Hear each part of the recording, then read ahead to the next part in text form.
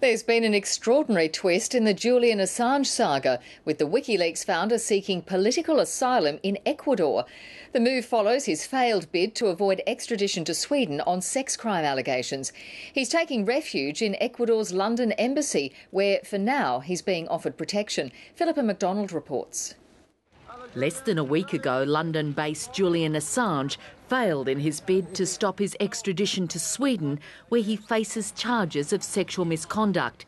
His supporters say he feared it was the beginning of the end. He faces the realistic prospect that he'll be thrown in jail in Sweden until the Americans get their hands on him. Julian Assange believes the United States has already indicted him for divulging state secrets, although there's been no confirmation of that.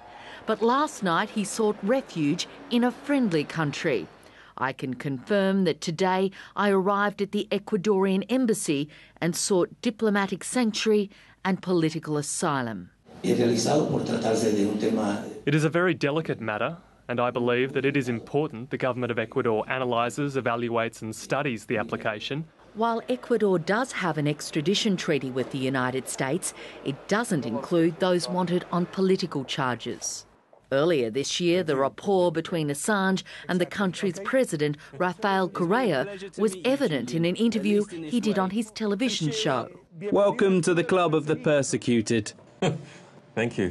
Take care. This is a last desperate effort because he is a political prisoner, but I hope the Ecuador government gives him his asylum. It is shameful that it's got to the stage that an Australian citizen feels that they have to seek the protection of Ecuador because the Australian government is not doing enough to ensure their safety.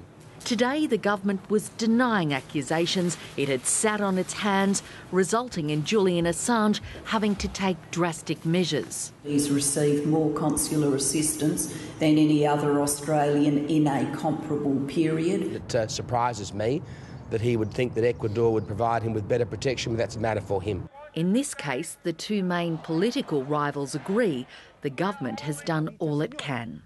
Philippa MacDonald, ABC News. And ABC correspondent Lisa Miller is in London outside the Ecuadorian embassy. Lisa, a lot of people are scratching their heads about the link between Assange and Ecuador. What's the latest on his asylum bid? Well, we're told that he is still inside this embassy here. We're not getting a lot of information on the ground. His supporters even were caught by surprise by this move, so people are still trying to work out what impact it might have on this long-running saga. We do know, though, that he's breached his bail conditions, so in the last little while we've seen about half a dozen police officers turn up. Questions as well, what happens with that? And Lisa, what next? How long can he hide out in the embassy?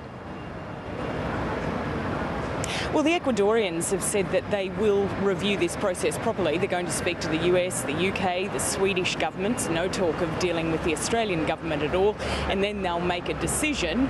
Julian Assange has said he's grateful for that, but there's no timeline on this. No one's quite sure how this process might work. The question at the moment some people are asking is what has happened to that $370,000 in bail money his supporters put up. They're apparently meeting in a couple of hours to work out what their next step might be. Lisa Miller reporting there from London.